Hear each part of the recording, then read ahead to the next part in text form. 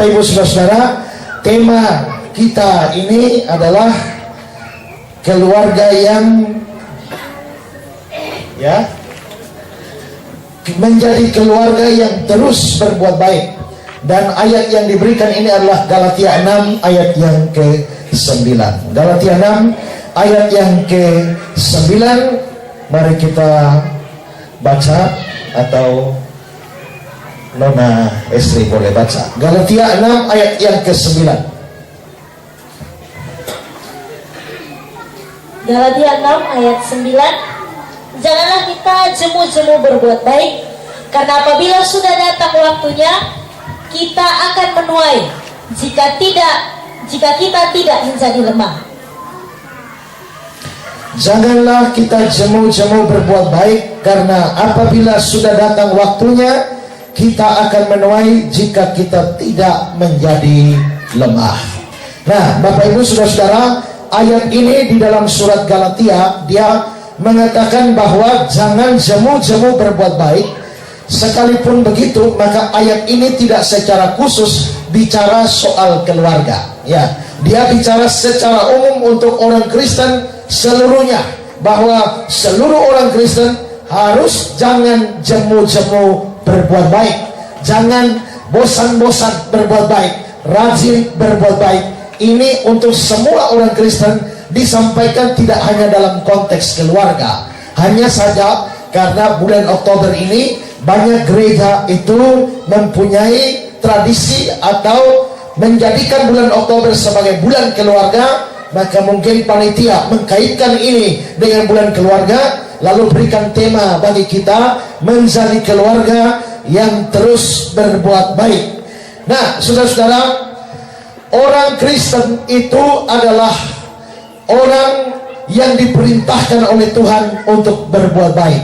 Kalau di dalam ayat 9 tadi bilang janganlah kita jemu-jemu berbuat baik, ayat 10-nya satu ayat setelah itu berbunyi, karena itu selama masih ada kesempatan bagi kita, marilah kita berbuat baik kepada semua orang, tetapi terutama kepada kawan-kawan kita seiman. Selagi masih ada kesempatan, marilah kita berbuat baik kepada semua orang. Masih ada kesempatan. Kesempatan kita berbuat baik itu bisa ada di dalam dunia ini. Kalau orang sudah tidak ada di dunia ini, maka tidak ada kesempatan berbuat baik. Saya pernah khotbah dari Lukas 16, orang kaya dan Lazarus yang miskin. Khotbah saya adalah berbicara tentang orang kaya ini ada 3 keterlambatan. Pertama, dia terlambat percaya sama Yesus, karena itu maka mati, masuk neraka. Kedua, dia terlambat berbuat baik. Kenapa? Karena selama hidup dia tidak berbuat baik. Apakah orang kaya itu orang yang jahat? Tidak. Kalau dia jahat, dia sudah usir Lazarus dari rumahnya. Kalau dia jahat, dia tidak izinkan Lazarus, ada orang borokan seperti Lazarus ada di rumah, pintu rumahnya setiap hari. Kalau dia jahat, ini pengemis macam Lazarus, ini keluarkan jauh-jauh. Tapi dia tidak jahat. Sekalipun orang kaya ini tidak jahat, sayangnya dia juga tidak baik. Banyak orang pikir dia sudah baik hanya karena dia tidak jahat. Padahal tidak jahat dan baik itu beda. Saudara, satu hari ada pemburu kejar sama serigala. Ya, pemburu bawa senapan kejar serigala. Serigala lari tunggang langgang. Serigala sudah ketakutan habis akal, maka serigala ketemu domba. Lalu serigala bilang, domba, itu pemburu ada kejar saya. Kalau dia tanya saya di mana, kau bilang saya lari di sana, tapi saya lari ke sana, saya sembunyi di sana ya. Nanti kalau kau bilang begitu, saya kasih kamu hadiah. Lalu domba bilang, oke, ya. Maka si pemburu lari ke sana, si serigala lari ke sana, dikejar pemburu. Pemburu lihat domba, domba, kau lihat di mana ada serigala? Oh, dia lari ke sana. Dan dia lari ke sana, akhirnya pemburu lari ke sana, loloslah serigala itu. Nah, setelah serigala lolos, ketemu domba, domba bilang, mana hadiahnya? Lalu serigala lihat baik-baik ini domba, kau bilang apa? Mana hadiahnya? Lalu serigala bilang, bukankah sudah merupakan hadiah bagimu kalau aku tidak menerkam kau sekarang? Artinya apa? Menurut serigala itu, kalau saya sudah tidak terkam kau, saya sudah baik. Kalau saya tidak jahat, tentu saya sudah baik. Padahal saudara, orang tidak jahat belum tentu dia orang baik. Orang kaya di dalam cerita Lazarus itu, dia bukan orang jahat. Sayangnya dia bukan orang baik. Seandainya dia orang baik, mungkin dia bisa tolong Lazarus makan yang cukup. Seandainya dia orang baik, dia bisa tolong Lazarus berobat ke dokter atau ke tabib. Seandainya dia orang baik, dia meringankan penderitaan dari Lazarus. Tapi tidak, jadi dia tidak jahat tapi tidak baik juga. Banyak orang Kristen tidak jahat tapi gagal menjadi orang baik. Tapi dia sudah mati, mau berbuat baik, tidak ada kesempatan lagi. Keterlambatan orang kaya yang ketiga adalah terlambat menginjil, terlambat punya beban penginjilan. Sudah sampai neraka baru punya beban penginjilan. Dia bilang, Bapak Abraham, masih ada 5 saudaraku, tolong suruh Lazarus, kasih tahu mereka jangan masuk ke sini. Dia baru punya beban, tapi setelah mati sudah terlambat. Jadi ada banyak orang mau buat baik, tapi mereka tidak punya kesempatan. Ayat yang ke-10 ini mengatakan, karena itu selama masih ada kesempatan bagi kita, marilah kita berbuat baik. Orang Kristen adalah orang yang dipanggil untuk berbuat baik. Titus pasal 2 ayat yang ke-14. Titus 2 ayat yang ke-14. Titus 2 ayat 14, yang telah menyerahkan dirinya bagi kita untuk membebaskan kita dari segala kejahatan dan untuk menguduskan bagi dirinya suatu umat kepunyaannya sendiri yang rajin berbuat baik. Jadi Kristus menyerahkan dirinya bagi kita dan juga dia menguduskan kita supaya kita menjadi umat yang rajin berbuat baik. Berarti saudara-saudara, sekali lagi, orang Kristen adalah orang yang dipanggil untuk berbuat baik. Seorang anak Tuhan adalah orang yang dipanggil berbuat baik. Seorang pelayan Tuhan adalah orang yang dipanggil berbuat baik. Setiap keluarga Kristen adalah keluarga yang dipanggil Tuhan untuk berbuat baik. Nah saudara-saudara, kalau begitu kita bertanya, untuk apa orang Kristen berbuat baik? Untuk apa sebenarnya orang Kristen berbuat baik? Nah, di sini saya sebelum menjelaskan hal ini, saya mau menegaskan satu hal yang sangat dasari, satu hal yang bersifat fondasi Kristen adalah bahwa orang Kristen berbuat baik bukan untuk selamat. Seluruh agama di dalam dunia ini, agama apa saja, selalu membuat perbuatan baik itu ada andil di dalam keselamatannya. Mereka berpikir orang mesti berbuat baik supaya nanti mati masuk surga. Orang perlu berbuat baik supaya nanti bisa selamat. Orang perlu berbuat baik supaya nanti kalau dia mati, amal ibadah salehnya itu diperhitungkan di hadapan Tuhan, menentukan tempatnya di surga nanti. Tapi saudara, kekristenan adalah satu-satunya agama, satu-satunya kepercayaan yang membuang seluruh perbuatan baik di dalam urusan keselamatan. Kita juga ada bulan keluarga, tapi bulan ini juga adalah bulan reformasi. Karena pada akhir bulan ini kita memperingati hari reformasi yang kesekian dari 1517 yang dipelopori oleh para reformator, John Calvin, Luther, Zwingli dan sebagainya. Dan di dalam semboyan reformasi yang digemakan pada hari reformasi, ada yang disebut sebagai Pancasola. Sola Gracia hanya anugerah, sola fide hanya iman, sola Kristus hanya Kristus, sola Scriptura hanya kitab suci, dan terakhir adalah soli Deo Gloria, segala kemuliaan hanya bagi Allah. Sola Gracia itu bicara bahwa keselamatan kita itu semata-mata karena anugerah atau kasih karunia dari Allah. Dan sola fide, anugerah kasih karunia itu hanya bisa diterima melalui iman saja. Dan karena itu saudara-saudara, bagi seorang Kristen yang sungguh-sungguh Alkitabiah, perbuatan baik sama sekali tidak punya andil di dalam keselamatan. Seluruh agama menganggap perbuatan baik itu berguna bagi keselamatan, tapi Kristen tidak menganggap demikian. Mengapa Kristen tidak menganggap demikian? Karena menurut kitab suci kita, semua orang berdosa. Asal dia namanya orang berdosa, semua orang manusia berdosa pada dasarnya tidak ada yang berbuat baik. Roma pasal yang ketiga ayat yang ke-12. Roma pasal 3 ayat 12. Roma pasal 3 ayat yang ke-12. Semua orang telah menyeleweng, mereka tidak berguna. Tidak ada yang berbuat baik, seorang pun tidak. Tidak ada yang berbuat baik, seorang pun tidak. Jadi Paulus mengatakan orang-orang berdosa, tidak ada yang berbuat baik, satu orang pun tidak. Berarti semua orang berdosa, tidak ada perbuatan baik sama sekali. Semua orang di luar Kristus tidak ada yang berbuat baik.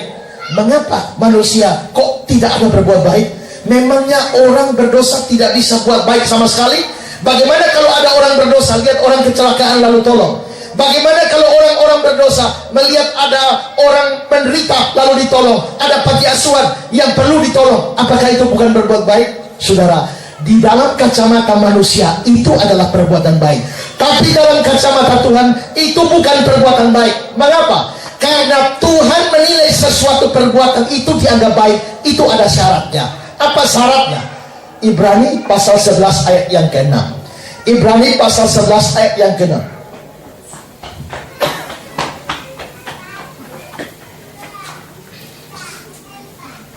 Ibrani pasal 11 ayat yang ke-6. Tetapi tanpa iman tidak mungkin orang berkenan kepada Allah. Tanpa iman tidak mungkin orang berkenan kepada Allah. Cukup. Tanpa iman tidak mungkin orang berkenan pada Allah. Berarti kalau orang tidak punya iman, apapun yang dia buat tidak berkenan pada Allah.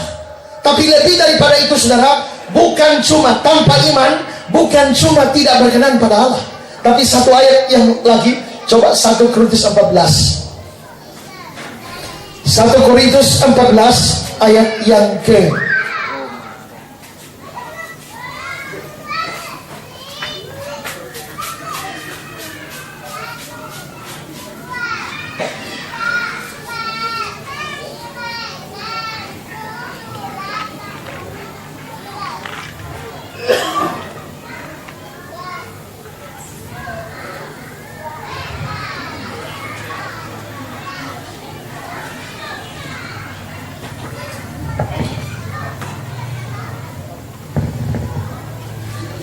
Roma 14 ayat yang ke-23.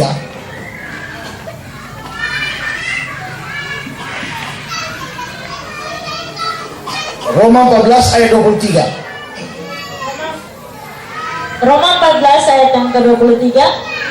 Tetapi barang siapa yang menimbang, kalau ia makan, ia telah dihukum, karena ia tidak melakukan berdasarkan iman. Dan segala sesuatu yang tidak berdasarkan iman adalah dosa. Segala sesuatu yang tidak berdasarkan iman adalah dosa. Tadi Ibrani 11 bilang tanpa iman tidak mungkin orang berkenan. Sekarang Roma 14 bilang dan segala sesuatu yang tidak berdasarkan iman adalah dosa. Sedangkan saudara pikir, kalau orang berbuat sesuatu tanpa iman itu dianggap dosa. Sekarang kalau merampok dosa tidak? Dosa ya? Kalau tolong orang, dosa atau tidak? Kalau tolong orang, dosa atau tidak? Tidak. Tolong orang baik ya. Tapi coba mari terapkan ayat ini. Segala sesuatu yang tidak berdasarkan iman adalah dosa. Berarti waktu saya tolong orang tanpa iman, apa? Dosa. Waktu ada orang miskin sengsara, saya tolong, itu baik. Tapi pada waktu saya tolong orang sengsara, ayat ini diberlakukan segala sesuatu yang tidak berdasarkan iman, yaitu waktu tolong orang sengsara adalah dosa kalau tidak ada iman. Berarti tolong orang juga dosa. Waktu saya beri persembahan kepada gereja, itu baik. Tapi kalau ayat ini diberlakukan segala sesuatu yang tidak berdasarkan iman, termasuk kasih sumbangan buat gereja, adalah dosa. Saya aktif pelayanan. Kalau saya aktif pelayanan tapi tanpa iman, itu adalah dosa. Segala sesuatu yang dibuat tanpa iman itu adalah dosa. Nah saudara-saudara, kalau memang saya buat baik juga dosa, saya tolong orang tanpa iman dosa, kalau saya ini pergi ke gereja tanpa iman dosa, saya rajin beri persembahan tanpa iman dosa, saya rajin pelayanan tanpa iman adalah dosa. Kalau saya buat semua itu dosa, mending saya tidak usah buat apa-apa, karena saya buat malah tambah dosa. Tapi saudara, kalau seandainya kita tidak buat, maka yang berlaku adalah Yakobus pasal 4 ayat yang ke-17. Yakobus 4 ayat 17, coba baca. Yakobus pasal 4 ayat 17. Jadi, jika seorang tahu bagaimana ia berbuat baik, tetapi tidak melakukannya, ia berdosa. Kalau orang tahu berbuat baik tidak melakukan, itu dosa. Jadi sekarang coba pikir, kalau saya pergi ke gereja tanpa iman, dosa. Kalau memang saya pergi ke gereja dosa, mending tidak usah pergi ke gereja. Tapi tidak usah pergi ke gereja, menurut Yakobus pasal 14, Yakobus pasal 4 ini ayat 17, itu dosa. Kalau saya beri persembahan, dosa. Tidak beri persembahan, dosa juga. Kalau saya aktif melayani, dosa. Kalau saya tidak melayani, dosa juga.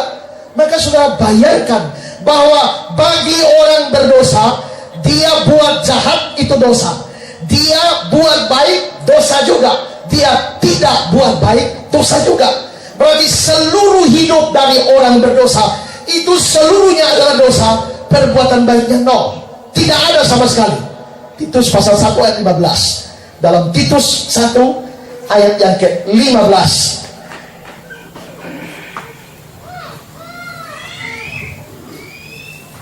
Titus 1 ayat 15. Bagi orang suci semuanya suci, tetapi bagi orang najis dan bagi orang tidak beriman sesuatu pun tidak ada yang suci. Bagi orang tidak beriman satu pun tidak ada yang suci.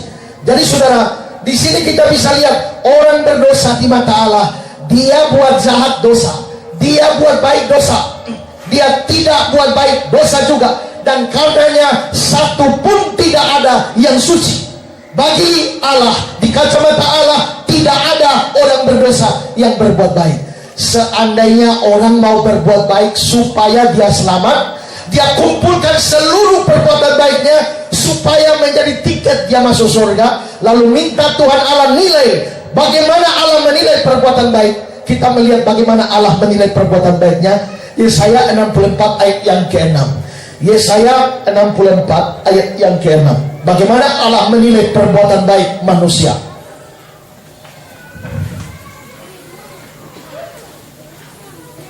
Yesaya 64 ayat yang ke-6.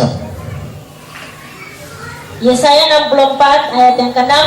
Demikianlah kami sekalian seperti seorang najis, dan segala kesalehan kami seperti kain kotor. Ya, segala kesalehan kami seperti kain kotor. Segala kesalehan kami, bukan sebagian kesalehan, segala seluruh kesalehan. Bukan dosa itu kain kotor, tapi kesalehan. Berarti kebaikan kita seluruhnya dinilai Allah sebagai kain yang kotor. Saudara, kalau mempelajari ayat ini, kain kotor di sini itu bukan kain pel, bukan kain lap, bukan kain lap biasa, tidak. Tapi kain kotor yang dimaksudkan di sini itu adalah kain pembalut wanita kalau datang bulan. Itu kain yang dimaksudkan di sini. Jadi Allah menilai perbuatan baik manusia itu seperti kain pembalut seorang wanita datang bulan. Dan adalah aneh, adalah sesuatu yang tidak masuk akal, adalah sesuatu yang mustahil. Kalau orang bisa berpikir dia bisa selamat, dia bisa masuk ke surga dengan mengandalkan perbuatan baiknya yang sama seperti kain pembalut itu. Agama-agama lain mengandalkan perbuatan baik demi keselamatan mereka. Saudara, dalam satu acara debat dengan Insan Momoginta, mualaf dari Manado itu, waktu dia jelaskan, dia bilang nanti orang kalau mati itu ditimbang. Kalau perbuatan jahatnya lebih berat, dia akan masuk neraka. Tapi kalau perbuatan baiknya lebih berat, dia akan masuk surga. Sampai giliran saya bicara, saya bilang, Pak, kalau jahat lebih berat, Bapak masuk surga, Bapak masuk neraka. Baik lebih berat, Bapak masuk surga. Saya tanya, kalau sama berat, Bapak masuk mana? Kedua, jujur dari hati kita, jujur menilai hidup kita. Seluruh hidup kita kalau kita nilai, kira-kira jahat mana, banyak mana antara jahat dan baik. Saudara-saudara, ingat bahwa hakim dunia hanya menilai apa yang saudara buat. Dia tidak menilai apa yang saudara, dia tidak bisa menghukum apa yang saudara pikirkan. Sekarang saudara, misalnya ada anak-anak muda duduk di jembatan, lalu ada perempuan lewat, ditangkap orang perempuan itu, lalu diperkosa. Maka dilaporkan ke polisi. polisi tangkap, hakim jebloskan yang memperkosa ke dalam penjara.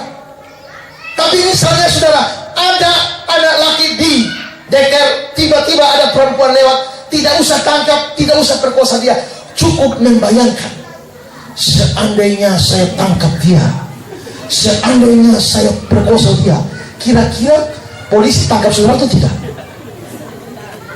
Kira-kira hakim akan jebloskan saudara atas dasar renungan saja atau tidak? Tidak mungkin. Kenapa? Berarti hakim dunia tidak bisa menghukum apa yang masih ada di pikiran saudara. Tapi hakim surga itu menilai. Firman Tuhan bilang, barang siapa lihat seorang perempuan menginginkannya, sudah berzina dalam hati. Menginginkan di situ bukan menginginkan biasa. Di dalam Alkitab terjemahan lama dia bilang, barang siapa melihat seorang perempuan dan bergerak syahwatnya, sudahlah dia berzina. Di dalam terjemahan baru, terjemahan Indonesia sehari-hari dia bilang, barang siapa melihat seorang perempuan dengan nafsu birahi, sesungguhnya dia sudah berzina. Berarti Allah menilai sampai di dalam pikiran, Allah menilai sampai hati, Allah menilai motivasi. Kalau seluruh itu perbuatan kita, kata-kata kita, pikiran kita, hati kita, motivasi kita dinilai seluruhnya oleh Allah, kira-kira banyak mana antara baik dan jahat?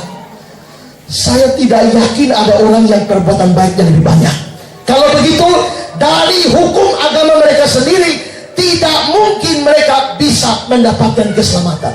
Karena itu saudara-saudara, maka kekristenan membuang perbuatan baik dalam urusan keselamatan dan mengajarkan bahwa satu-satunya keselamatan manusia disebabkan oleh anugerah Allah yang diterima lewat iman di dalam Yesus Kristus. Itulah sebabnya dalam Roma 3 ayat 24, kita dibenarkan dengan cuma-cuma hanya karena iman di dalam Kristus Yesus.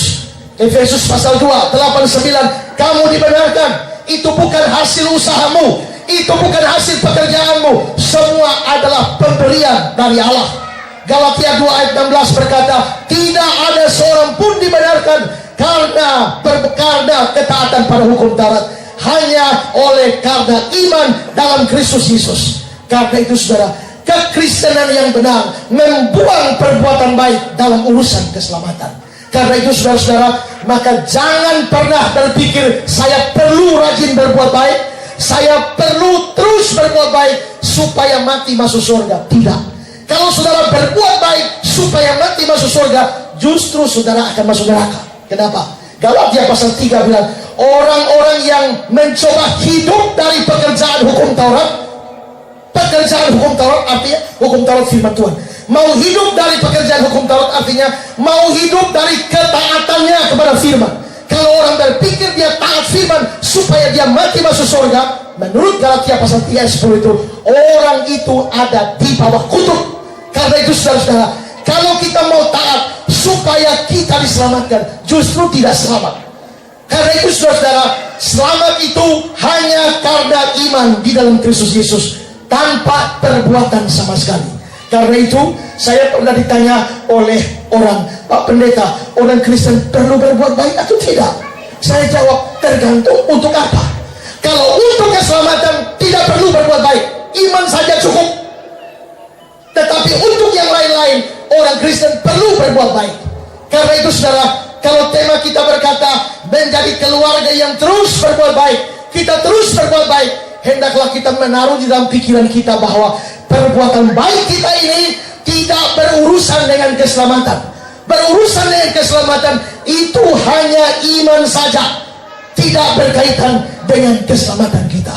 Nah, karena itu saudara, kalau saudara mau selamat, kalau saudara mau masuk ke surga, maka syaratnya adalah iman di dalam Kristus Yesus. Itu satu-satunya cara kepada satu-satunya juru selamat demi keselamatan kita. Ini adalah berita yang baik karena manusia selamat, bukan karena perbuatan baiknya. Nah, saudara-saudara, kalau begitu sekarang, kalau memang kita itu buat baik bukan untuk selamat, tapi kita itu beriman baru selamat. Tapi ayat-ayat yang kita baca bagian awal tadi di Galatia dikatakan kita adalah orang yang rajin berbuat baik, dipanggil untuk terus berbuat baik. Pertanyaan kita sekarang adalah, kalau memang kebaikan kita bukan untuk selamat, lalu kebaikan kita fungsinya apa? Atau dengan kata lain, Untuk apa seorang Kristen berbuat baik? Nah, malam ini saya ingin menyampaikan kepada kita, untuk apa perbuatan baik seorang Kristen. Nah, saya akan berikan 3 tujuannya perbuatan baik seorang Kristen. Yang pertama, saudara, tujuannya perbuatan baik seorang Kristen bukan untuk keselamatan, tapi tujuannya adalah sebagai bukti keselamatannya atau sebagai bukti imannya. Kita lihat Yakobus 2 ayat 17.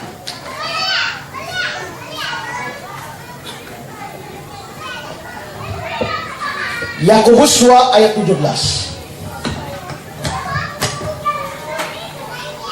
Yakobus 2 ayat 17. Demikian juga halnya dengan iman.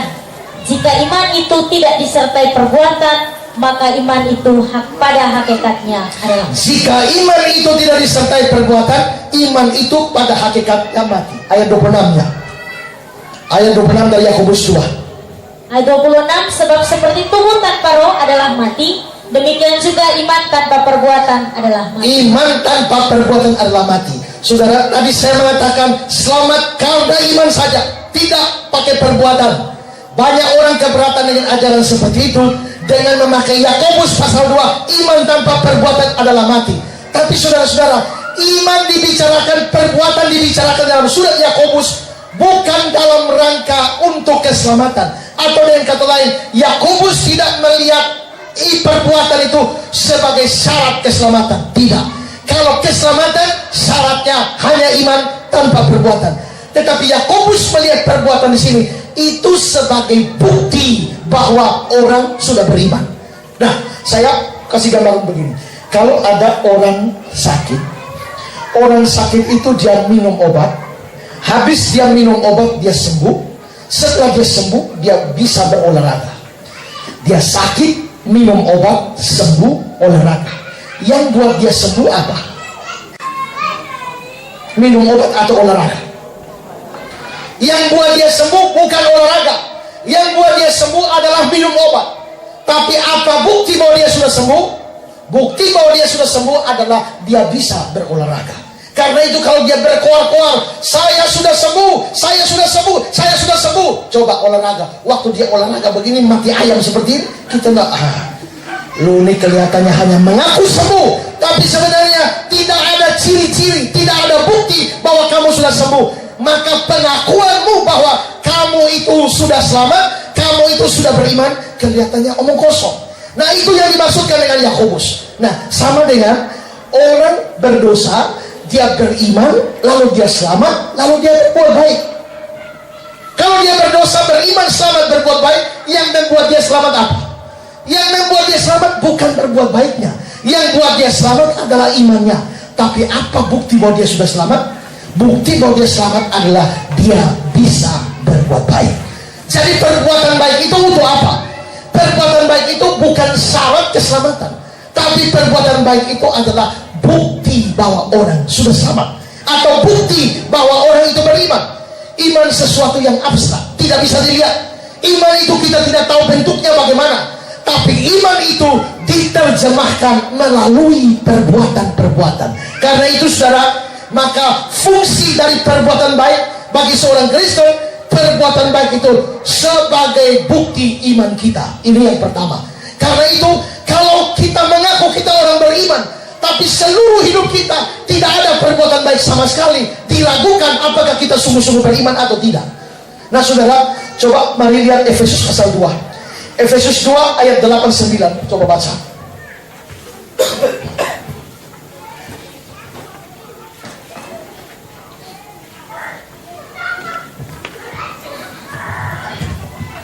Efesus 2 ayat 8 dan 9.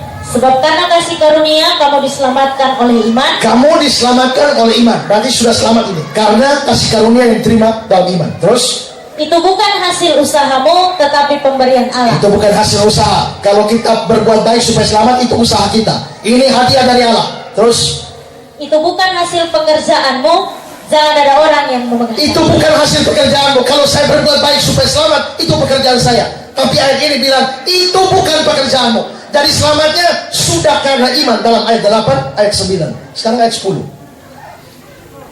Karena kita ini buatan Allah, diciptakan dalam Kristus Yesus untuk melakukan pekerjaan yang baik. Ya, cukup sampai situ. Kita ini buatan Allah, diciptakan dalam Kristus Yesus untuk melakukan pekerjaan baik.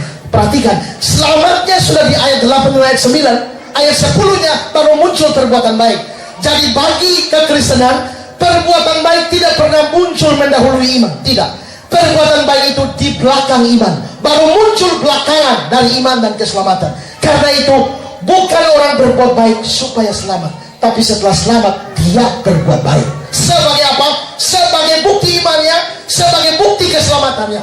Ada banyak orang Kristen mengaku sudah percaya, mengaku sudah beriman, mengaku sudah diselamatkan, tapi hidupnya tidak pernah berubah. Kita manusia memang masih manusia berdosa. Kita pada aspek-aspek tertentu kita gagal. Kita mengalami kemajuan dalam aspek lain. Satu dua aspek kita punya kelemahan, kita bisa gagal. Tapi kalau seluruh aspek dia tidak ada menunjukkan perubahan ke arah yang lebih baik, itu mustahil bahwa dia sudah beriman. Ingat, waktu orang percaya diberi Roh Kudus. Kalau Roh Kudus dalam hati, Roh Kudus mengerjakan apa yang namanya pengudusan. Kalau pengudusan sudah ada, maka akan muncul yang namanya buah roh itu. Maka perbuatan baik muncul setelah orang beriman. Karena itu saudara-saudara, mengapa orang Kristen itu perlu berbuat baik? Itu sebagai bukti bahwa dia betul-betul beriman. Kalau saudara tidak ada perbuatan baik dalam hidup saudara, menurut Yakobus, maka iman itu pada hakikatnya mati. Mati di sini bukan ada iman terus mati, tidak. Mati artinya tidak ada. Jadi pada dasarnya iman itu tidak ada. Kalau perbuatan baik tidak ada, itu bukti bahwa iman itu tidak pernah ada. Saya pernah pelayanan ke Larantuka. Dalam pelayanan ke Larantuka itu saudara-saudara, lalu pendeta ini cerita sama saya, dia bilang, Pak Esra, saya punya majelis ini sakti. Sakti bagaimana? Dia punya peliharaan jin banyak, Pak. Kami ini punya tanah gereja itu ada di atas gunung. Mau dirikan bangunan itu, Fred tidak bisa kasih naik material di atas gunung. Jadi kalau di bawah gunung, 1 minggu ada pengumuman pendeta, besok jemaat kerja bakti, angkat batu, semen, kayu, pasir semua naik. Tapi ini majelis yang tidak usah, jemaat semua diam saja.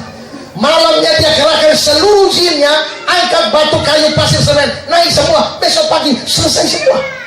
Saya bilang, baru ketemu ada setan bantu pembangunan gereja. Ya, setelah itu ada kasus lagi. Gereja mau bikin acara yang butuh tutup jalan, minta izin ke polisian, tidak dapat. Lalu ini majelis bilang, Pak Pendeta tidak usah khawatir, buka tank, kebaktian jalan. Kurang berapa jam sebelum kebaktian, dia jalan ke atas 1 kilo, dia bawa kapur putih, dia garis di jalan. Setelah itu disana dia garis melintang di jalan, dan kebaktian berjalan, tidak ada satu kendaraan bisa lewat. Lewat garis putih, mesin mati. Kebaktian berjalan. Habis kebaktian selesai, Bapak tua hapus itu kapur putih semua, mesin semua hidup. Baru hari itu saya tahu setan bisa dukung pelayanan. Nah, saudara-saudara, ini orang sebagai majelis gereja, sebagai melayani, aktif di dalam pelayanan, mendukung pekerjaan Tuhan, mendukung pembangunan gereja dan sebagainya. Tapi kita bisa lihat dari perbuatannya membuktikan bahwa ini bukan orang beriman. Karena itu saudara, kita berbuat baik bukan supaya selamat. Saya tegaskan sekali lagi, bukan supaya selamat, bukan supaya kita masuk surga. Berbuat baik, perbuatan baik kita sebagai bukti bahwa saya ini adalah orang beriman. Perbuatan baik saya sebagai bukti bahwa saya ini orang yang sudah diselamatkan oleh Kristus. Keluarga-keluarga Kristen harus terus berbuat baik untuk membuktikan bahwa ini adalah keluarga Kristen, ini adalah keluarga Tuhan, ini adalah keluarga yang ditebus Tuhan, ini adalah keluarga yang sudah beriman kepada Tuhan. Itu fungsinya berbuat baik. Ini fungsi yang pertama, berbuat baik. Sekarang kedua, mengapa orang Kristen perlu berbuat baik? Kalau bukan untuk selamat. Kalau yang pertama tadi untuk membuktikan iman dan keselamatan, fungsi yang kedua dari perbuatan baik itu adalah demi damai sejahtera dalam hati kita. Damai sejahtera dalam hati kita. Sekarang Nona baca Yesaya 48 ayat 18. Yesaya 48 ayat 18.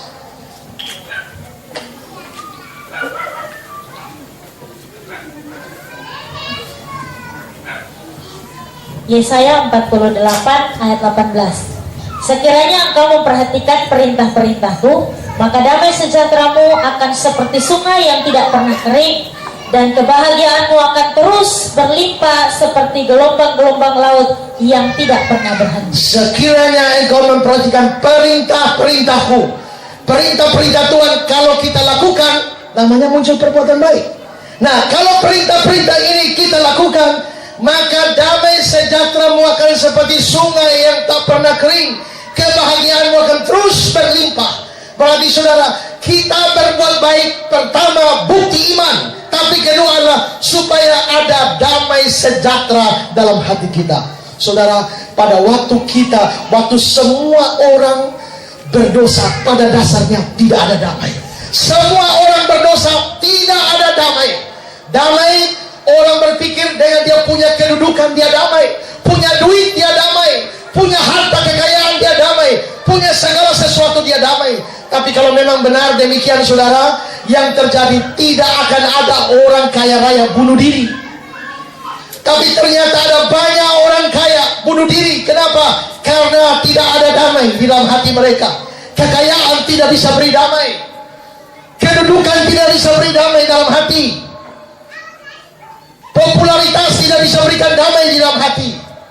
Saudara-saudara, ada satu orang pemain sirkus hebat. Ya, di satu kota mau adakan satu sirkus hebat yang pokoknya lucu sekali, orang nonton menjadi terhibur. Nah saudara, satu hari ada dokter di kota itu dikunjungi oleh seorang. Dia sakit. Lalu setelah dokter periksa, tidak ada sakit sama sekali. Periksa seluruhnya, tidak ada sakit. Kalau periksa seluruhnya tidak ada sakit, artinya apa? Menurut orang Kupang, pasti orang bikin.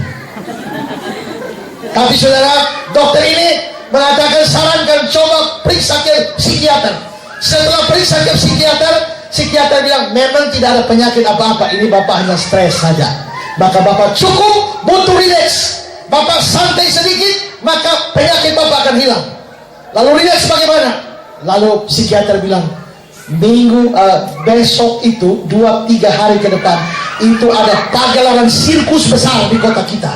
Maka di situ itu semuanya menghibur, lucu, kita bisa tertawa di sana dan kepenatan stres kita hilang. Saran saya, bapak pergi hadiri sirkus itu supaya bapak terhibur dan stresnya hilang. Lalu saudara, orang yang sakit itu bilang begini, dia bilang begini, Pak, saya tidak butuh pergi ke sirkus. Saya tidak perlu nonton badut-badut di sana. Dokter bilang, kenapa? Itu baik. Dia bilang, Pak tahu siapa yang main jadi badut di dalam sirkus itu? Ini saya. Saudara, Alkitab bilang di dalam tertawa pun hati bisa merana. Berarti damai sejahtera tidak pernah bisa muncul dari apapun juga. Nah, tetapi pada waktu orang percaya kepada Kristus, dia diberikan damai sejahtera yang ilahi. Itulah sebabnya kita punya lagu, kalau ku cari damai tidak ku dapat selain di dalam Yesus. Bersama dia hatiku damai, bersama dia hatiku bahagia. Berarti damai sejahtera hanya ada dalam Kristus Yesus. Semua yang tidak punya damai harus datang pada Kristus untuk mendapatkan kedamaian. Tapi saudara, walaupun kita sudah percaya Yesus dan ada damai, tapi damai itu akan rusak kalau kita tidak taat. Damai itu akan hancur kalau kita berdosa. Damai itu akan hancur kalau kita hidup menyimpang dari firman Tuhan. Daud adalah orang percaya. Saya yakin dia memperoleh damai yang sejati dari Allah. Tapi pada waktu dia berdosa, dia berzina dengan Batsheba, lalu sepanjang itu dia tidak membereskan dosanya di hadapan Allah, maka damai tidak ada dalam hati dia. Damai sejahtera hilang dari hidupnya. Dia mengeluh di dalam Mazmur pasal yang ke-32 ayat 3 dan 4. Coba baca Mazmur 32 3 dan 4.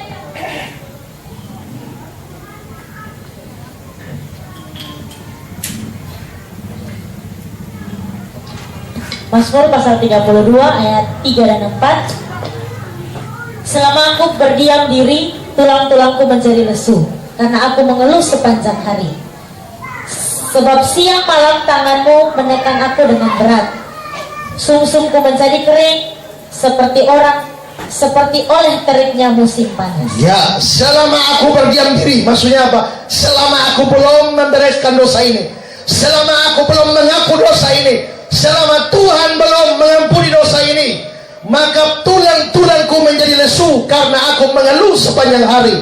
Siang malam tanganmu menekan aku dengan berat, sumsumku menjadi kering seperti oleh teriknya musim panas.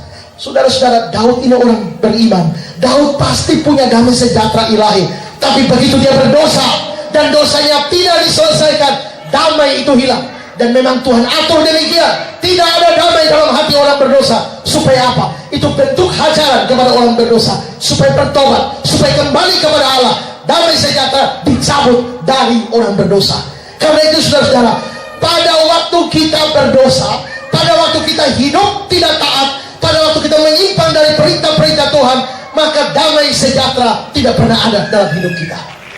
Saudara, ada satu anak kecil, dia baru latihan VT. Tahu VT, Pak? Ya, keker sikat. Bapaknya pelihara bebek. Lalu dia mau latihan VT, maka dia lihat, dia mulai angkat VT, dia keker baik-baik, ini bebek punya kepala. Dia sikat, plak, kena, bebek mati.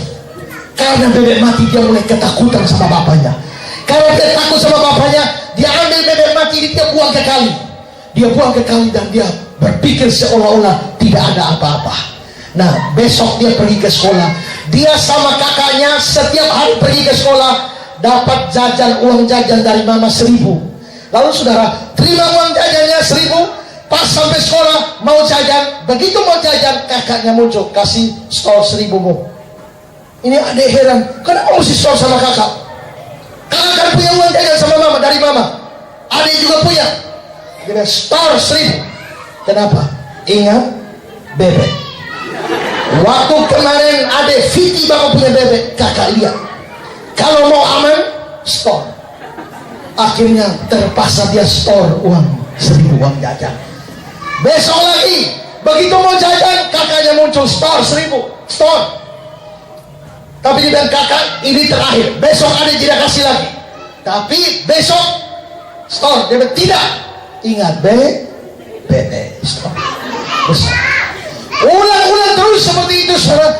Ini adek pikir, kalau begini uang jajan habis terus, tertekan terus, mending saya mengaku saja sama bapak. Akhirnya saudara, ini dari hari Senin sampai hari Sabtu dia datang pada bapak. Bapak, adek mau mengaku dosa. Kenapa?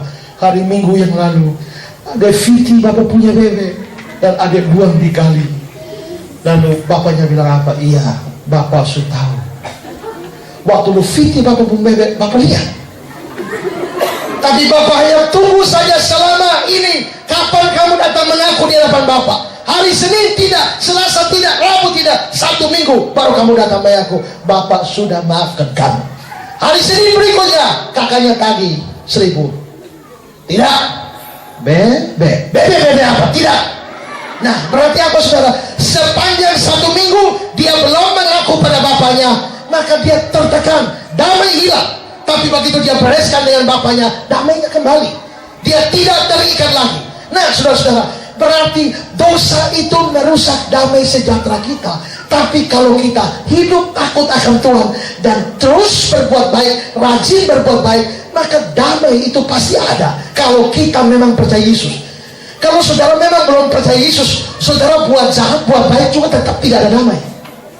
Kalau percaya Yesus, damai ada. Sudah percaya Yesus tapi rajin berdosa, damai hilang. Tapi begitu mulai rajin berbuat baik, damai selalu ada. Kalau terus berbuat baik, damai terus ada. Selalu berbuat baik, selalu ada damai. Karena itu saudara-saudara, misalnya perbuatan baik apa? Perbuatan baik yang memberi. Maka bukankah firman Tuhan berkata, adalah lebih bahagia memberi daripada menerima? Berarti begitu orang berbuat baik dengan memberi, dia dikatakan lebih berbahagia. Maka saudara-saudara, di sini rajin kita, keluarga Kristen harus terus berbuat baik. Kalau keluarga terus berbuat baik, Tuhan memberikan damai sejahtera atas keluarga itu. Kalau keluarga Kristen itu rajin berbuat baik, maka seperti kata Yesaya, damai sejahtera-Mu akan seperti sungai yang tidak pernah kering. Kebahagiaanmu terus berlimpah seperti gelombang-gelombang yang tidak pernah berhenti. Karena itu saudara, jadilah orang Kristen yang terus berbuat baik, yang rajin berbuat baik, supaya Tuhan memberikan damai sejahtera di dalam hidupmu. Kalau begitu saudara, mengapa orang Kristen perlu berbuat baik? Bukan untuk keselamatan, tapi pertama sebagai bukti iman.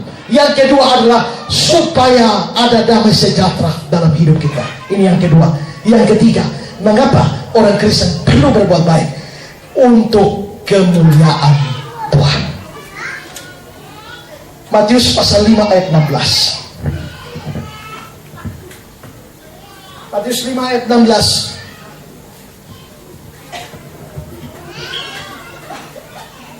Matius 5 ayat 16.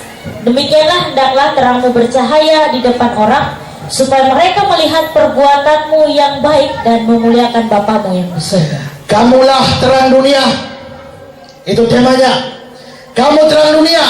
Demikian hendaknya terangmu bercahaya depan orang, supaya mereka melihat perbuatanmu yang baik. Kalau kita berbuat baik dan itu dilihat oleh orang, apa akibatnya? Itu akan memuliakan Bapamu yang di surga. Berarti orang Kristen berbuat baik itu fungsinya apa? Untuk mempermuliakan Bapa di surga, mempermuliakan Tuhan. Saya kasih satu ayat lagi, Filipi 1, 10 dan 11. Filipi 1, 10 dan 11. Filipi 1 ayat 10 dan 11. Sehingga kamu dapat memilih apa yang baik, supaya kamu suci dan tak bercacat menjelang hari Kristus, penuh dengan buah kebenaran yang dikerjakan oleh Yesus Kristus untuk memuliakan dan memuji Allah. Ya, saudara, perhatikan ayat ini dibilang supaya kamu suci, ya, dan tak bercacat menjelang hari Kristus, penuh buah kebenaran. Semua ini adalah perbuatan baik. Akibatnya apa? Atau tujuannya apa? Untuk memuliakan dan memuji Allah. Berarti perbuatan baik kita itu berfungsi untuk memuliakan Allah, untuk memuji Allah. Saudara, tadi saya singgung ada 5 sola di dalam semboyan reformasi. Terakhir adalah soli deo gloria, segala kemuliaan bagi Allah. Maka bagi seorang Kristen, bagi seorang yang sudah ditebus oleh Kristus, maka hidupnya bertujuan, mempunyai satu tujuan, memuliakan Allah. Seperti kata Paulus, apabila engkau makan, minum, lakukan segala sesuatu yang lain, lakukan semua untuk kemuliaan Allah. Nah, bagaimana kita memuliakan Allah? Ada banyak cara. Kita mungkin bisa memuliakan Allah dengan cara menyanyi. Makanya kalau MC bilang, mari kita muliakan Allah, kita menyanyi. Setelah kita menyanyi, dia bilang, berikan kemuliaan bagi Allah, semua tepuk tangan. Berarti orang bisa memuliakan Allah melalui puji-pujian, melalui ibadah. Tapi saudara, lebih daripada itu, kemuliaan bagi Allah itu kalau umatnya rajin berbuat baik. Saudara-saudara, kalau tadi dalam urusan damai, Tuhan berikan damai. Begitu kita tidak taat, damai hilang. Kalau kita taat, ada damai. Kalau di sini, kalau kita berbuat baik, nama Tuhan dipermuliakan. Tapi kalau kita tidak berbuat baik, atau kita berbuat jahat, nama Tuhan bukannya dipermuliakan, tapi dipermalukan atau dicembarkan. Saudara, Salomo pernah berdoa, dia bilang, Tuhan, jangan berikan aku kaya, jangan beri aku miskin. Kenapa? Biarlah aku menikmati bagianku saja, jangan beri kaya, jangan beri miskin. Itu doanya. Tapi kenapa dia berdoa begitu? Alasannya apa? Amsal pasal 30 ayat 9. Amsal 30 ayat 9.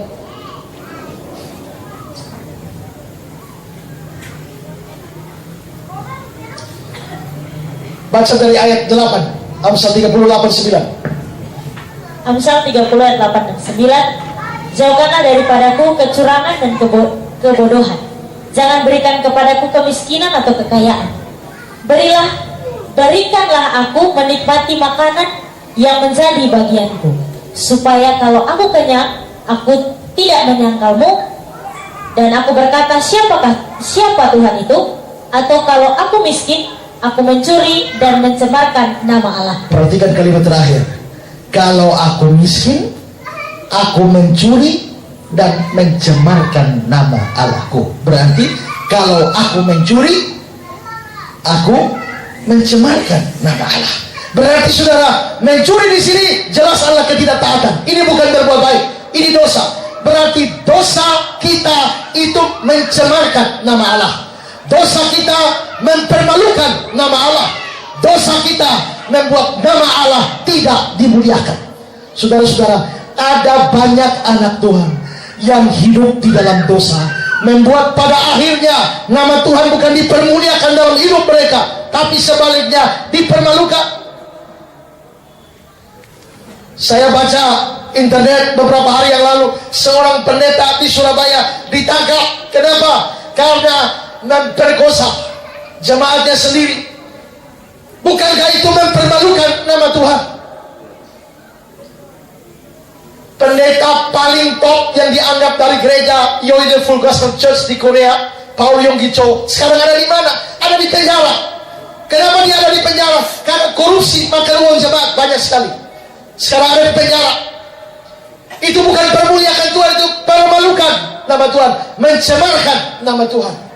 Beberapa waktu yang lalu ada kasus di Blitar dari gereja YHS, Yakin Hidup Sukses. Di situ ada pendeta bersaksi.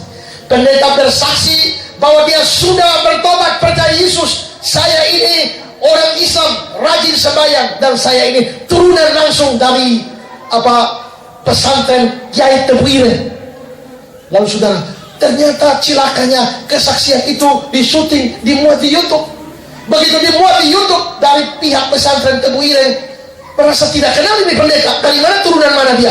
Mereka selidiki dia, cari dia, akhirnya ditangkap dan akhirnya mengaku bahwa dia mengaku sungguh-sungguh minta maaf bahwa saya kesaksian bohong, tidak ada hubungannya dengan Tebu Ireng, tapi saya mengaku dari Tebu Ireng. Akhirnya apa?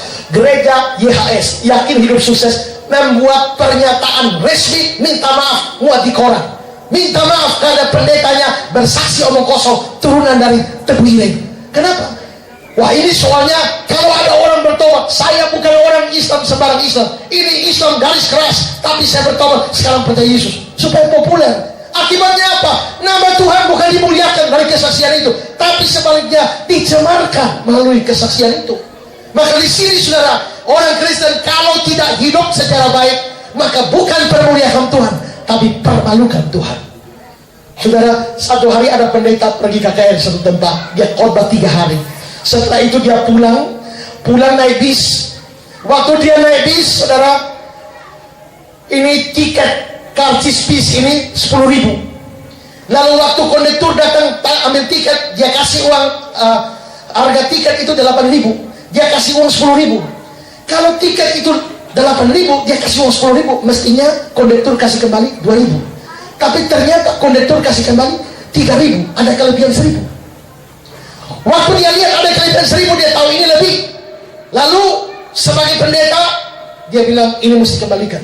Tapi ada suara di hatinya bilang, sudahlah, cuma 1.000 saja kok, repot amat, sudahlah, maka tidak usah kembalikan. Tapi waktu dia tidak kembalikan, ada suara bilang, biarpun 1.000, tapi itu milik orang, bukan milikmu, kembalikan. Akhirnya dia mau kembalikan.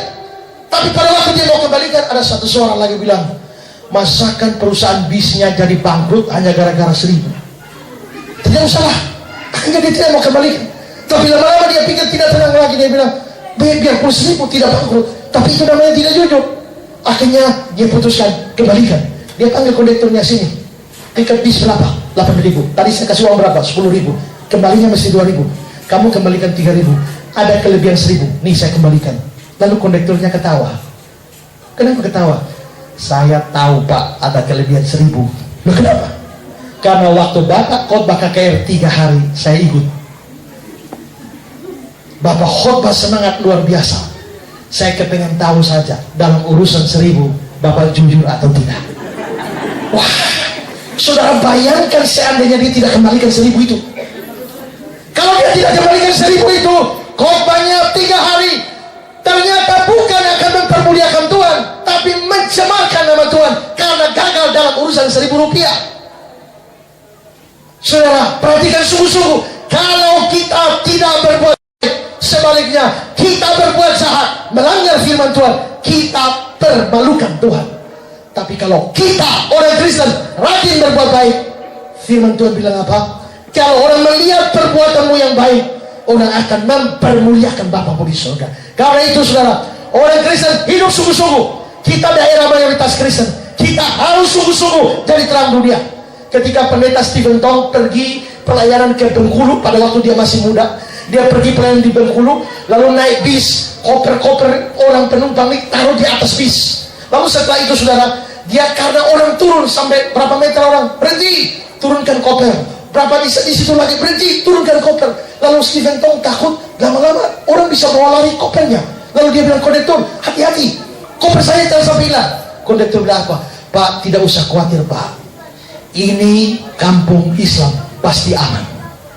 Nanti sampai kampung muka itu kampung Kristen, baru kita perlu ekstra hati-hati.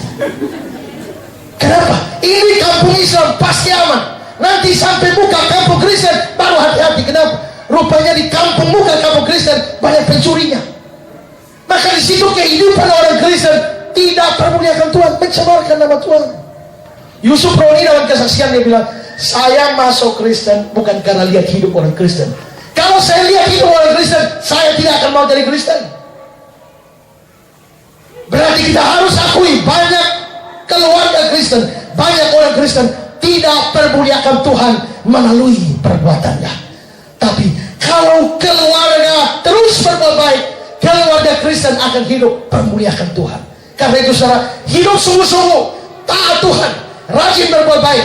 Karena ini berkaitan dengan keluarga. Setiap kepala keluarga wajib untuk mendidik keluarganya rajin berbuat baik. Ibu-ibu rajin mendidik anak-anaknya untuk rajin berbuat baik. Saudara-saudara, coba baca 1 Petrus pasal 2 ayat yang ke-12. 1 Petrus pasal 2 ayat 12. Petrus menulis untuk orang-orang Kristen Yahudi. 1 Petrus 2 ayat 12. 1 Petrus 2 ayat 12.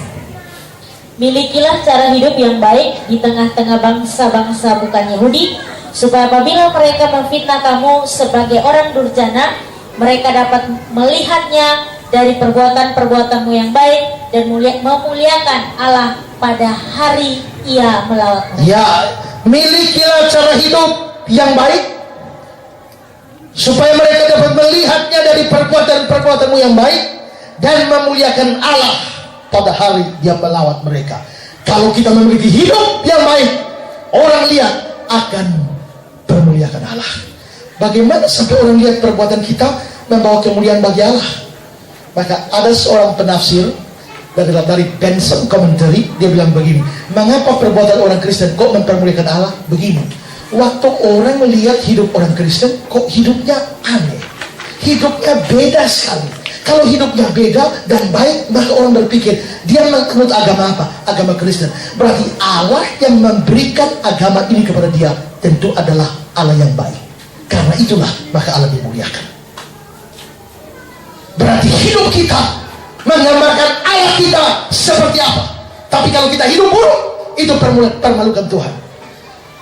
Seorang jemaat saya, Nona Elislada di Hotel Cendana, dia bersaksi, dia cerita, sharing sama kami.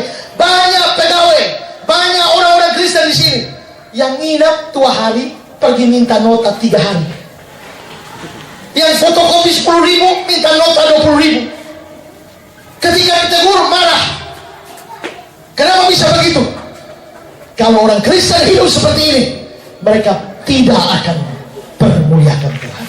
Saudara-saudara, ada seorang namanya Christian Hadinata.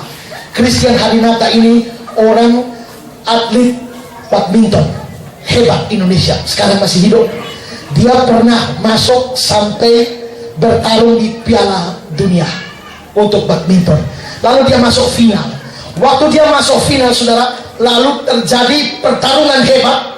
Dan anehnya, saudara, setelah bertarung hebat sampai set terakhir, use berkali-kali. Karena use berkali-kali, maka kali ini siapa yang gagal, maka dia akan kalah. Yang menang akan keluar sebagai juara dunia. dalam rally panjang, pertarungan yang panjang, tiba-tiba pihak lawan smash. Begitu smash, jatuh tipis di garis. Lalu wasit mengatakan out. Ketika wasit mengatakan out, berarti Christian Hadinata keluar sebagai juara. Karena itu seluruh ofisial Indonesia berloncat kegirangan, Indonesia juara dunia. Karena Christian Hadinata menang, keluar sebagai juara dunia. Tapi sesuatu yang aneh terjadi. Ketika seluruh ofisial Indonesia sudah berteriak kegirangan, Christian Hadinata yang pergi ke wasit dan protes. Protes apa? Christian bilang, wasit, tadi smashnya masuk, bukan keluar. Tapi wasit bilang, saya lihat keluar. Tapi Christian mengatakan, saya yang paling dekat dengan garis dan saya tahu masuk, biarpun tipis. Setelah berdebat panjang, akhirnya Dewan Juri atau wasit setuju bahwa smash dari lawan memang masuk. Dan dengan demikian, juara dunia diberikan kepada lawannya. Christian gagal jadi juara dunia. Setelah Christian gagal jadi juara dunia, ofisial Indonesia marah. Kenapa mesti kasih tahu begitu? Akhirnya gagal jadi juara dunia. Christian pun meninggalkan tempat itu, dicegat oleh wartawan. Lalu wartawan tanya, Christian, mengapa kamu mengatakan bolanya masuk? Christian bilang, memang bolanya masuk. Tapi hanya kau yang tahu bahwa bola masuk. Seandainya kau diam, kau jadi juara dunia. Tapi kenapa kau harus jujur? Christian bilang begini, dengar baik-baik. Nama saya Christian. Saya orang Kristen. Dan Kristen mesti jujur. Saudara coba pikir, tidakkah Tuhan dimuliakan lewat hidup seperti itu? Ahok baru bilang, kalau aku korupsi, maka aku permalukan dan aku jual Yesus kalau aku korupsi. Tapi banyak orang Kristen korupsi. Bahkan NTT ini daerah Kristen, tapi digelari provinsi paling korup. Padahal orang Kristen banyak. Berarti sebenarnya banyak orang pikul nama Kristen, tapi kita yang mengkhianati Kristus, kita yang mencemarkan Kristus, kita yang mengkhianati Kristus. Maka saudara, di sini kita belajar bahwa dosa mempermalukan Tuhan, mencemarkan nama Tuhan. Perbuatan baik itu mempermuliakan nama Tuhan. Karena itu saudara-saudara, menjadi keluarga yang terus berbuat baik. Mengapa kita perlu berbuat baik? Kita perlu berbuat baik bukan untuk selamat. Kalau selamat iman saja, tapi kita perlu berbuat baik. Nomor satu, untuk menjadi bukti iman kita. Kedua, untuk mendapatkan damai sejahtera dalam hati kita. Dan yang ketiga, untuk permuliakan Tuhan di dalam hidup kita. Kita ada dalam bulan keluarga, maka biarlah seluruh keluarga Kristen, suami-suami yang ada di sini, istri-istri yang ada di sini, anak-anak yang ada di sini, orang tua yang ada di sini, mari semua ambil tekad cari keluarga yang terus berbuat baik untuk membuktikan bahwa kita keluarga Kristen, supaya keluarga kita ada damai sejahtera dan supaya hidup keluarga kita bisa mempermuliakan nama Tuhan. Saya mau tutup khotbah saya dengan satu cerita. Saya beberapa tahun lalu, sejak dari saya SMA, saya bangun persekutuan doa di rumah saya. Tapi yang namanya persekutuan doa itu kan menyanyi mesti tepuk tangan. Tapi pada zaman itu banyak orang yang menganggap bahwa pukul tangan itu milik orang Pentakosta. Maka banyak orang marah, dan pada akhirnya setiap kali kami ibadah, kadang-kadang ada lemparan batu, seng bocor, kaca pecah, dan sebagainya. Dan saudara, entah bagaimana, satu hari habis persekutuan terjadi kekacauan. Lalu ada rombongan pemuda, saya tahu saya mau namanya. Ini rombongan pemuda banyak sekali. Mereka banyak sekali dan mereka bikin kekacauan, dan entah kenapa mereka mau pukul kami satu keluarga. Bapak saya berdiri di teras dan dia mau naik mau pukul bapak saya. Begitu naik mau ayun tangan hajar bapak saya, mama saya dorong. Begitu mama saya dorong, dia menghadap mau sikat mama saya. Pada waktu dia mau sikat mama saya tidak mungkin diam. Ya, akhirnya terjadilah pertarungan di situ. Lalu selesai. Minggu minggu berikut terjadi yang sama. Orang yang sama, grup yang sama, bikin kekacauan yang sama. Yang tidak sama adalah saya tidur dan tidak bangun. Saya tidak tahu ada kekacauan. Bapak saya diancam, dimaki-maki seperti itu, sampai dalam-dalam dimaki. Tapi saya tertidur. Besok pagi baru saya diceritakan oleh mama saya, tadi malam mereka bikin lagi bapak seperti itu. Saya bilang, kurang ajar, ini orang mesti mati. Lalu akhirnya saya tandai itu orang. Saya lihat ini mobil, putaran mobil Batu Kadera, Numbondela ini putar. Saya lihat ini orang lagi ikut pasial bemo, duduk di bagian depan. Kalau begitu saya rancang. Saya ambil pisau kecil, saya simpan di saku. Saya sudah rancangkan, saya akan pura-pura naik bemo. Begitu pura-pura naik bemo, dia akan ada di depan. Begitu naik, saya tunggu dia. Dia pasti keluar. Begitu dia buka, saya tusuk. Lalu saya duduk di Mangga 2, tunggu dia lewat. Sementara saya duduk di situ, saudara, mama saya berteriak, kakak, jangan seperti itu. Anak Tuhan tidak boleh seperti itu. Tapi saya diam, pokoknya dia mesti mati. Bapak saya berteriak, kakak jangan seperti itu. Ingat Keluaran 14 ayat 14. Tuhan akan berperang mengganti engkau dan engkau akan diam saja. Saya berteriak, model bapak punya prinsip begini, orang ingat di batang leher. Kita tidak bisa bikin apa, pokoknya dia mesti mati. Saya tunggu. Tapi anehnya putaran bemo terakhir itu orang sudah tidak ada lagi. Dia selamat, saya selamat. Lewat beberapa hari, beberapa sudah agak lama, orang yang sama bikin kekacauan di Batu Kadera. Pas ada acara orang mati, orang Batu Kadera hajar dia dengan batu kayu, kejar dia dengan anak panah sampai lari berdarah-darah. Lari berdarah-darah dari Batu Kadera. Orang Batu Kadera kejar, larinya dengan darah-darah, lari masuk rumah saya.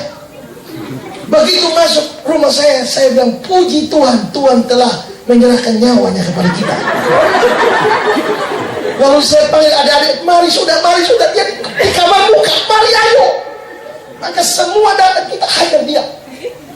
Dan begitu kita masuk siap hajar dia, kita tidak perlu kerahkan tenaga banyak karena ini sudah bapak belur. Kita tinggal bikin beberapa tambahan saja selesai.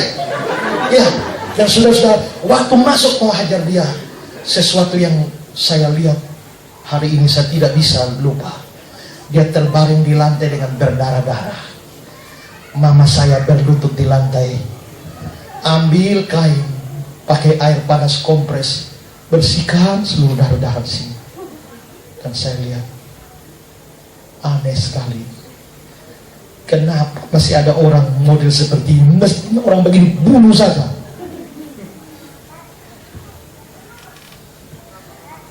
Sejak hari itu saya lihat, saya tidak pernah lupa pengalaman itu. Tapi hari ini saya mengerti satu hal. Ketika mama saya melakukan seperti itu, dia telah mempermuliakan Tuhan lewat hidupnya.